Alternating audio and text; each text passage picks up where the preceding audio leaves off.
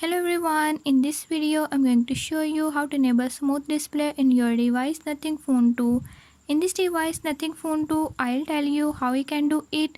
Before I start, if you are new to my channel, don't forget to subscribe and press bell icon. Watch complete video and learn how you can do it. Let's watch the video.